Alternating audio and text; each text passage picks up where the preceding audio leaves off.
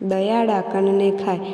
Trojan horse અર્થાત ટ્રાયના ઘોડાની વાર્તા વિશ્વ પ્રસિદ્ધ છે. યુદ્ધ કળા તરીકે પણ વિખ્યાત છે. ટ્રાય નામના રાજ્યની આસપાસ એથેન્સવાસીઓએ ઘેરો નાખ્યો હતો. ટ્રાયનો કિલ્લો કેમેય કરીને તૂટતો નહોતો. અભેદ કિલ્લાબંધીને તોડવા માટે એથેન્સવાસીઓએ એક પ્લાન બનાવ્યો. યુદ્ધમાં પીછેહઠનું નાટક કરીને ઉપહાર સ્વરૂપ એક લાકડાનો ઘોડો ટ્રાયના કિલ્લાની બહાર રાખવામાં આવ્યો. ટ્રાયવાસીઓએ ઘોડાને કિલ્લાની અંદર લઈ ગયા અને એમાં છુપાયેલા એથેન્સના સૈનિકોએ રાત્રે કિલ્લાનો દરવાજો ખોલી નાખ્યો અને એથેન્સવાસીઓએ ટ્રાયનો સર્વનાશ કરી નાખ્યો. આ મહાગાથા મહાન યુનાની કવિ હોમરે લખેલી છે.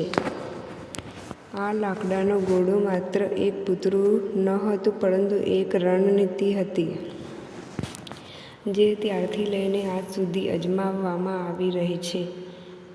ટ્રાયનો એ મહાન અશ્વ લાકડાનો બનેલો હતો, પરંતુ જરૂરી નથી કે દરેક વખતે એ લાકડાનો બનેલો હોય. આજકાલ એવા ઘોડા લાકડાના નહીં પરંતુ માંસના બની રહ્યા છે, જેને જોઈને અપરાજિત વર્ગના મનમાં દયા, કરુણા, માનવતા, પશ્ચાતાપ ઉત્પન્ન થાય છે. એવી રીતે ટ્રાયના લોકોને પોતે વિજયી થયાનો વહેમ ઉત્પન્ન થયો હતો. અયાન કુર્દી યાદ છે કોઈને? જ્યારે આઈએસઆઈએ સિરિયામાં અત્યાચારની હદ વટાવી નાખી, ત્યારે સિરિયન લોકો પોતાના ધર્મના ઇસ્લામના દેશ સાઉદી અરબ કે તુર્કી તરફ ભાગવાને બદલે યુરોપ તરફ ભાગ્યા. પરંતુ યુરોપની સીમાઓ તો સીલ હતી. તેઓ યુરોપના પ્રવેશ ના મેળવી શક્યા. ત્યારે તુર્કીના સમૃદ્ધ કિનારે અયાન કુર્દી નામના સિરિયન બાળકને ટ્રાયના ઘોડાના રૂપે છોડવામાં આવ્યો.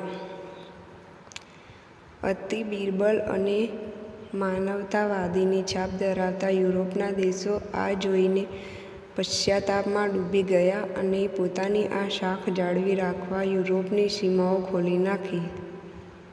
પરંતુ એ પછી જે બન્યું અને યુરોપે જે ભોગવ્યું અને ભોગવે છે એ જગજાહેર છે. એ સિરિયન શરણાર્થીઓએ એમની જ દીકરીઓ અને પત્નીઓ સાથે બળાત્કાર કર્યા, રસ્તા ઉપર નીકળતી સ્ત્રીઓ સાથે અભદ્ર વ્યવહાર કર્યો, શરિયા કાનૂનની માંગ કરવા લાગ્યા. ટ્રોજન હોર્સના છટકામાં છપડાયેલા યુરોપે જે માનવતા દાખવી, એના બદલામાં એને જે રિટર્ન ગિફ્ટ મળી એ હતી ટ્રાન્સપજમય. ગૂગલ કરી લેજો. જો શું છે એ ના ખબર હોય તો આવો જ એક કથિત ઘોડો છોડવામાં આવ્યો કાશ્મીરના કઠુંબામાં. કાશ્મીરની 8 વર્ષીય મુસ્લિમ બાળકીના સ્વરૂપમાં, જેનો બળાત્કાર 3 મહિના પહેલાં થયો હતો. બળાત્કાર કર્યા બાદ મારીને છોકરીની લાશ મંદિરના પ્રાંગણમાં ફેંકવામાં આવી હતી. કોઈ પણ સભ્ય નાગરિક કોઈ પણ પ્રકારના બળાત્કારનું સમર્થન કરી જ ન શકે.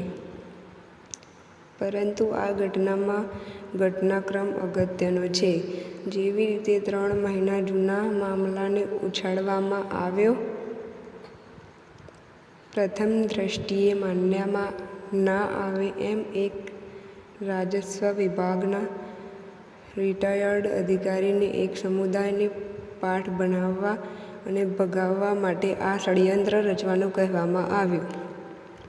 માત્ર સીબીઆઈ તપાસની માંગ માટે નીકળવામાં આવેલી રેલીને બળાત્કારના આરોપીઓએ બચાવવાની રેલી સાબિત કરવામાં આવી. આ સ્થિતિ ટ્રાયના ઘોડાની યાદ અપાવે છે. કાશ્મીરમાંથી તો અલ્પસંખ્યક પંડિતોએ મારીને ભગાડી દેવામાં આવ્યા, પરંતુ જમ્મુ પ્રદેશમાં હિન્દુ બહુમતી હતી. એને ખત્મ કરવા માટે રોહિંગ્યા મુસ્લિમોને જમ્મુમાં વસાવવામાં આવી રહ્યા હતા. છેલ્લા કેટલાક સમયથી આવી દેશ વિરુદ્ધની પ્રવૃત્તિઓ વિરુદ્ધ જમ્મુના હિન્દુઓ અવાજ ઉઠાવવા લાગ્યા હતા.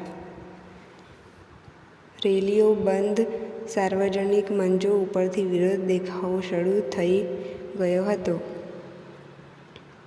હાલત કાબૂની બહાર જતા જોઈને ટ્રાયનો ઘોડો છોડવામાં આવ્યો. બસ પછી બાકીનું કામ બિરબલ,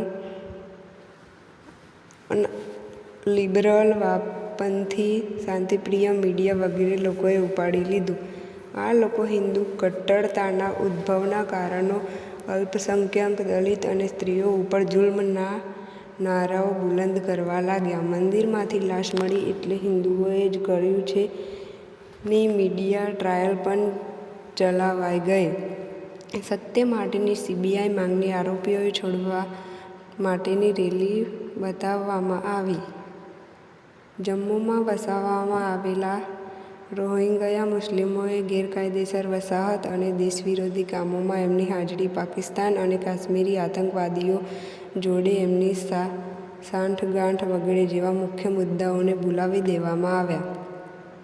યાદ રહ્યું તો બસ, મંદિરમાં પડેલી લાશ કહો કે ટ્રાયનો ઘોડો, મુદ્દો જ એવો બનાવવામાં આવ્યો કે સામાન્ય માણસ લાગણીમાં ખેંચાયા વગર રહી જ ન શકે. બસ હવે ટ્રાયનો ઘોડો દોડ્યો જાય છે અને બધા વિરોધ કરવામાં મશગુલ છે. પણ લખી રાખજો, 10 વર્ષની અંદર જ જમ્મુમાંથી હિન્દુઓનું પલાયન ચાલુ થશે. ત્યારે આવા ટ્રાયના ઘોડાની વાસ્તવિકતા લોકોને સમજાશે. પણ ત્યાં સુધીમાં બહુ મોડું થઈ ચૂક્યું હશે.